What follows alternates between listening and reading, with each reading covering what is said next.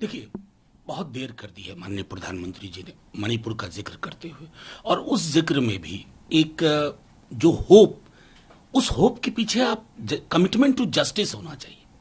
वहां दिक्कत क्या है ना, खाइयां इतनी बड़ी हो गई है कि आपको न्याय शांति के साथ, लेकिन न्याय उसका संदेश जा नहीं रहा, आज भी नहीं गया।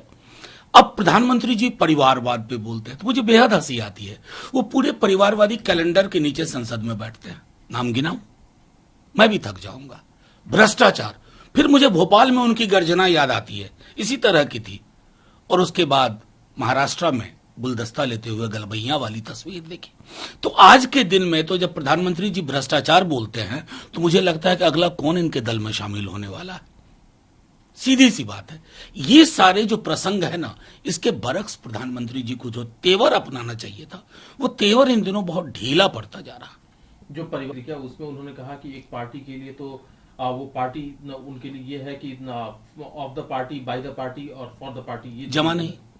वो कोशिश करते हैं आजकल तुकबंदी करने की, इंडिया को घमंडिया करने की कोशिश की, नहीं चला।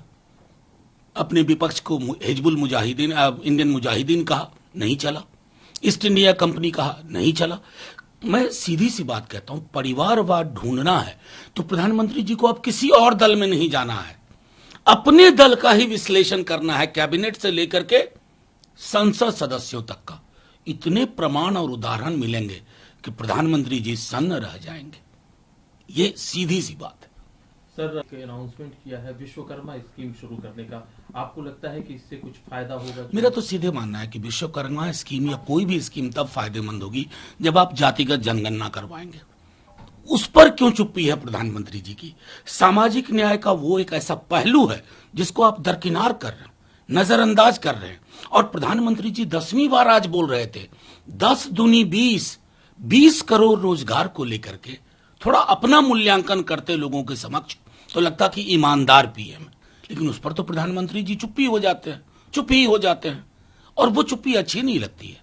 सर, एक सवाल जो कि हमें करता रहा है इकोनॉमी को लेकर के, प्रधानमंत्री जी ने कहा कि जिस समय में उन्होंने सत्ता संभाली थी 10वें नंबर पे थे, आज 5वें नंबर पे है, और उन्होंने कहा कि आने वाले समय में हम तीसरे नंबर की इकोनॉमी होंगे, ये विश्वास उन्होंने दिलवाया। मैं आपको बताऊं, 10वें नंबर से 5वां नंबर और 5वें नंबर से तीसरा नंबर, ये मैथमेटिकल रियलिटी है। प्रधानमंत्री जी 2+2 4 ये होता है। ये मोदी जी के आने के बाद ऐसा नहीं कि 2+2 4 होता है। तो मैथमेटिकल रियलिटी का भी क्रेडिट अगर आप लेते हैं। चलिए, इकोनॉमी के बरक्स मैं प्रधानमंत्री जी से सवाल पूछना होगा तो रोजगार का सवाल पूछूंगा, समावेशी विकास का सवाल पूछूंगा, और उन सवालों पर प्रधानमंत्री जी की चुप्पी होती है।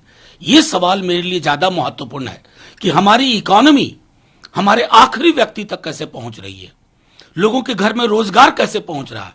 हर घर तिरंगा हमें भी अच्छा लगता है, हर घर रोजगार नहीं होना चाहिए क्या?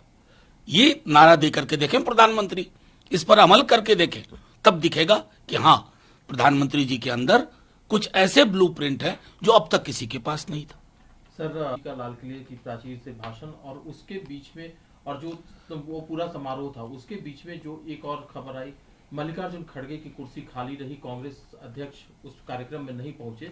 दलील दी गई कि कांग्रेस अध्यक्ष की तबीयत खराब है, हालांकि वो कांग्रेस ऑफिस में कार्यक्रम में हिस्सा लेने पहुंचे थे। क्या कहना? नहीं, मेरा सीधे कहना है कि अब हमारी राजनीति स्तर पर आ गई। मैं गिनती करके बताऊं कौन कौन लोग एब्सेंट थे आज, मंत्रिमंडल के भी बताऊं क्या?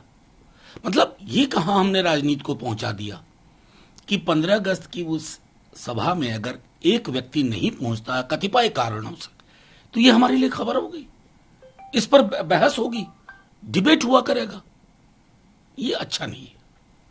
खड़गे साहब ने तो हालांकि बाद में मीडिया से बात, सरकार का रवैया जो विपक्ष के प्रति है उसका जिक्र करते हुए कहा कि हम संसद में जब बोलने के लिए खड़े होते हैं तो हमारा खुद का माइक बंद कर दिया जाता है, सारी संस्थाएं जो है वो डिस्ट्रॉय हो गई है। ये सवाल उन्होंने उठाया। बिल्कुल खत्म हो गई है। सबसे ज्यादा तो अटैक इस पर है, भारतीय संविधान। आप माल्यार्पण करें बाबा साहब भीमराव अंबेडकर को, गांधी का नाम लें, लेकिन वो अगर आपके मनसा वाचा कर्मणा में नहीं है, अगर आपके हृदय में नहीं है, तो ये सारी बातें थोथी हैं, सारी बातें खोखली हैं। ईडी, आईटी, सीबीआई से मन नहीं भरा तो आप फेक मुकदमा करवा रहे हैं। संसद में माइक बंद होने का जिक्र उन्होंने किया ही। संसद के प्रति जो रवैया है सत्ता पक्ष का, वो अपने आप में इस बात की तस्दीक करता है all is not well in our democracy. Sir एक सवाल और है जो कि खड़गे साहब ने कहा कि स्टील प्लांट दिया, आईआईटी, आईआईएम, कई सारी संस्थाएं खोल करके दी, एटॉमिक एनर्जी के सेंटर्स खोल के दिए, जो प्लांट है वो खोल करके दिए, ये तमाम चीजें हैं। विपक्ष के नेताओं, बीजेपी के नेताओं से जब हम पूछते हैं तो वो कहते हैं कि ये चीजें जरूर आई, लेकिन उन चीजों की गति बनाए रखने का काम हमारी सरकार ने किया है। कौन सी गति बना दी? बेचने का काम किया। जो सार्वजनिक उपक्रम है थे नेहरू के वक्त में, आज उनकी स्थिति क्या है?